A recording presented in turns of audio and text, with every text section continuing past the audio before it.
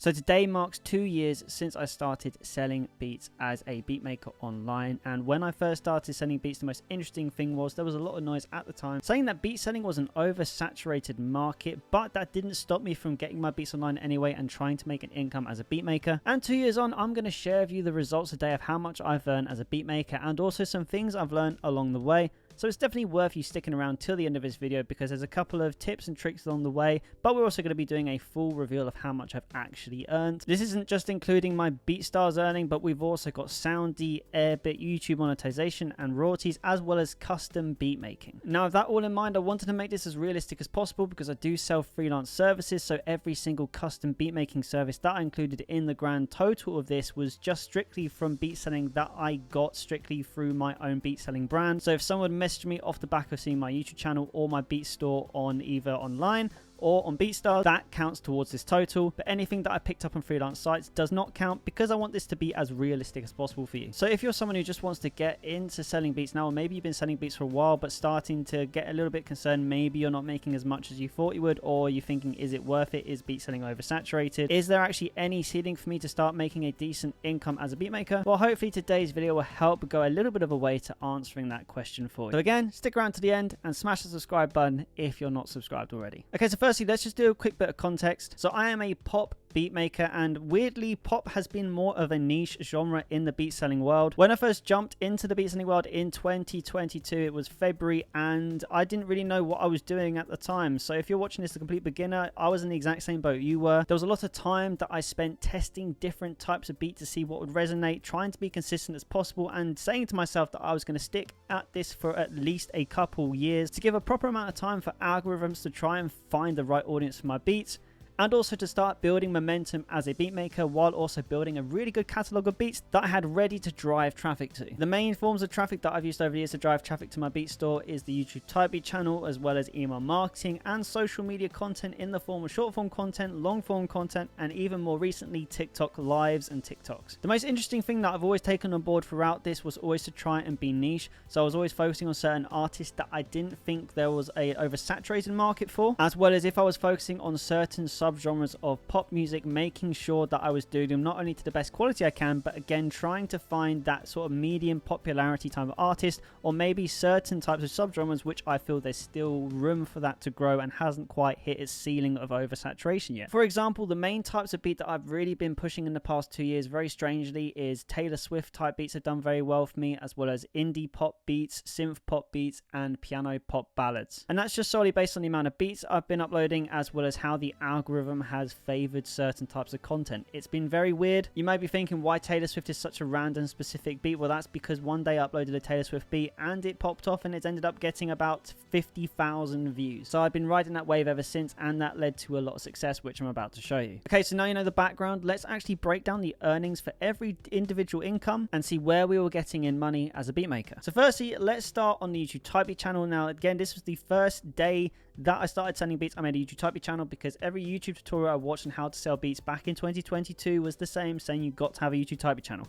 Now this has been a very slow growing channel. We've gained 1,593 subscribers in 2 years. I wasn't so focused on getting subscribers, I just wanted to upload the beats and see this as one form of traffic. Now we got monetized just at the end of 2023 and we've made £69.04 based off of that. This channel's made me a lot of beat sales, which you'll see in a second, and I've been very happy with the progress that this has made in 2 years. It's been very consistent, been uploading 5 times a week since 2022, and I don't dare let off because you've got to be consistent with this. Okay, next we go on to Airbit. Now Airbit is something that I started on in October 2022, so it wasn't straight away. This was about 6 months into my beat selling. I decided to start uploading beats on there as well once I started to build a catalog, and as you can see, I've only been uploading trying to get sales on the Airbit marketplace, and to date we have made $1,060, which average it out is about $530 a year that we make on Airbit. And it may not seem a lot in the grand scheme of things when you see the other incomes, but every income counts on it because it all adds up. The most recent one that I'm getting an income from is actually Soundee. Now Soundee is something I'm thinking long term with, especially because of its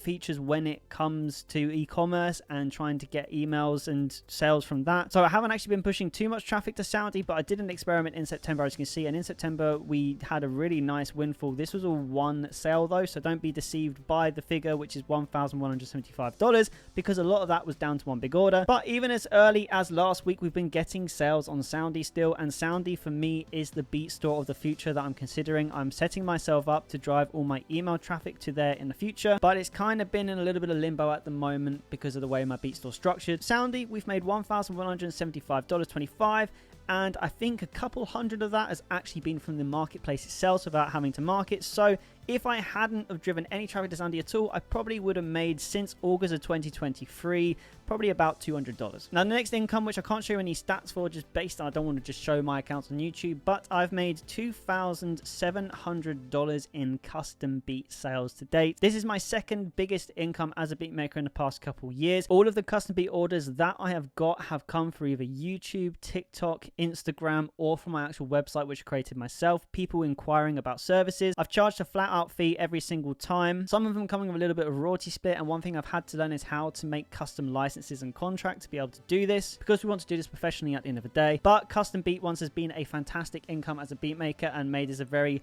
worthwhile side hustle to be able to do this, because I do a lot of different freelance services. So the custom beat making is something I can just tie in with my freelance side, as well as the beat making as well. The two go pretty well hand in hand. And the last income, which is by far the biggest income, and if you do know about the beat making world, this will be no surprise to you, and this is Beatstars. So in the first 2 years I've been on Beatstars, I've made $10,085.73. 4,710 of that is actually discounts, so the gross amount that we've actually sold is $15,900 worth of beats.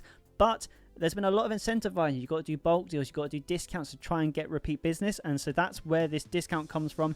And I don't mind it, because if I'd never done them incentivizing, I may have not even got them sales at all. So that's the way I look at it. I don't look at it as money lost. I actually look at it as money gained, because the discounts mean that we've made more sales. Obviously, late last year, Beatstars introduced the sort of cut weird fee thing. I don't really know what to call it. Just a load of BS, to be honest, but it is what it is. They did restructure their pricing and their subscriptions, so they always had to get an income from somewhere.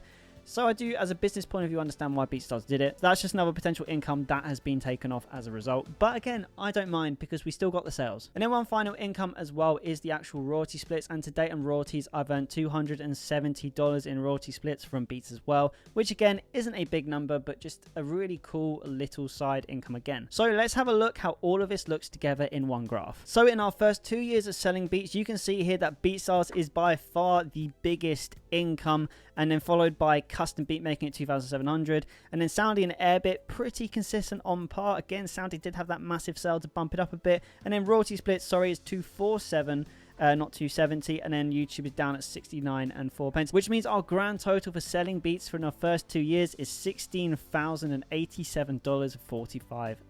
Now, whichever way you want to look at this, whether you think that's a lot of money or whether you think that's not a lot of money, for me, this has just been the first 2 to 3 hours of my day every day for the past 2 years. So this hasn't even been my full-time occupation, but this has been an extra $16,000 that I've generated in income as a music producer from doing this beat making, what I would even call it a side hustle. Because again, this only takes up the first 3 hours of my day, because I have other incomes as a freelance music producer using services online, as well as stock music licensing and my other YouTube channel, which you're again watching this video from now. But for me, it's been a really worthwhile thing to do, and the consistency has been the main driving factor in me getting to this stage. When I first started selling out to sell beats, my goal in the first year was just to make $2,000 in beat sales, because I've been hyper realistic about the fact that it was going to take a while to get going. I may not make a sale for my first 6 months of selling beats, and I accepted that when I started off. I ended up getting one in my first 3 months, but it was a slow starter, and I can't emphasize that enough, that if you're getting in this, you've got to be in this for the long term, not the short term. Getting to $16,000 of beat sales didn't happen overnight. It didn't happen over a month. It didn't happen over 6 months. It happened over 2 years, and that's the mindset you got to have when you go into this. But yeah, hopefully this has been an eye-opener for anyone who's aspiring to get into selling beats, that you can still make a decent income. And again, I only dedicated 3 hours of my day, so maybe if you dedicate more time than me, you could even make double of what I'm earning now. Pop again is quite niche, so there is a little bit of a ceiling to selling pop, top beats, but every single day I'm trying to get my channel to grow and I'm trying to get more beat sales. So again, in a year's time, I'll do another update and hopefully